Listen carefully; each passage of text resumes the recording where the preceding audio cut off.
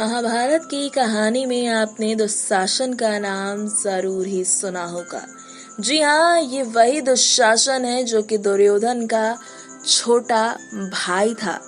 जी हाँ, ये वही दुशासन है जिसने द्रौपदी का चीर हरण किया था।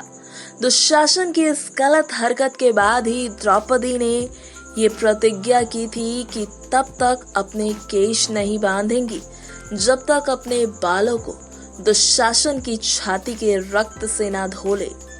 भीम ने द्रौपदी की इस इच्छा को पूरा करने का वादा किया था।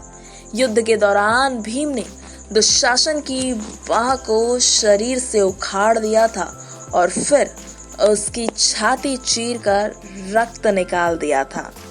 रक्तों को अपने हाथों में लेकर भीम द्रौपदी के पास पहुंचे और दुशासन की छाती से द्रौपदी के केश धोए, जिसके बाद उन्होंने रक्त को अपने बालों पर लगाया और उनकी ये प्रतिज्ञा पूरी हुई। जी हाँ, आपको बता दें कि कहा जाता है कि युद्ध शुरू होने के पहले दिन से ही द्रौपदी दुशासन के वध का इंतजार कर रही थी। युद्ध खत्म होने के बाद सभी पांडव धृतराष्ट्र से मिलने गए। दुर्योधन की मौत से धृतराष्ट्र दुखी थे। यही कारण था कि वो भीम को खत्म कर देना चाहते थे। धृतराष्ट्र ने भीम को गले लगाने की इच्छा जताई, लेकिन श्री कृष्ण जो थे वो इस बारे में जानते थे कि धृतराष्ट्र के इरादे ठीक नहीं हैं। इसीलिए श्री कृष्ण के कहने पर लोहे की प्रतिमा को आगे कर दिया गया। धृतराष्ट्र ने भीम समझकर लोहे की प्रतिमा के टुकड़े टुकड़े कर दिए। धृतराष्ट्र को लगा कि उन्होंने भीम का वध कर दिया, इसीलिए वो दुखी हुए। कुछ देर बाद जब धृतराष्ट्र शांत हुए तो श्री कृष्ण ने उन्हें ये बताया कि भीम अभी जीवित हैं और उन्होंने लोहे की प्रतिमा को खत्म किया है। श्री कृष्ण की ये बात सुनकर धृतराष्ट्र को थोड़ी शांति हुई।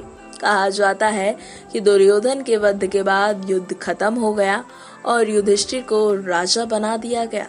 कई सालों तक धृतराष्ट्र और गांधारी पांडवों के साथ रहे। नकुल, सहदेव और अर्जुन ने सदा धृतराष्ट्र का सम्मान किया। ये तीनों इनकी सेवा करते रहे, लेकिन कुछ समय के बाद साथ रहने के बाद कुछ ऐसा हुआ जिसके कारण धृतराष्ट्र और गांधारी ने जंगल में जाने का फैसला ले लिया। राजा धृतराष्ट्र की आज्ञा लेकर धृतराष्ट्र और गांधारी जंगल जाने लगे तो विदुर, संजय और कुंती ने भी साथ जाने का फैसला लिया। धृतराष्ट्र ने मनाने की कोशिश की, लेकिन कुंती ने बात नहीं मानी और वो सभी लोग वन में चले गए। तो कुछ इस तरह से महाभारत के युद्ध के बाद हर किसी ने अपनी जिंदगी अलग अलग कर दी। जी हाँ, जिस राजपाट के लिए ये युद्ध हुआ वो राजपाट युधिष्ठिर और उनके चारों भाई सहित कुंती भी कुछ साल के बाद ये राजपाट छोड़ के हिमालय की तरफ चल पड़े थे अपनी अंतिम यात्रा के लिए। आशा है आज की जानकारी आपको बेहद पसंद आई होगी।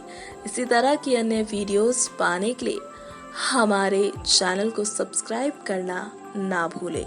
नेक्स्ट 9 स्पिरिचुअल से आर्थिक रिपोर्ट।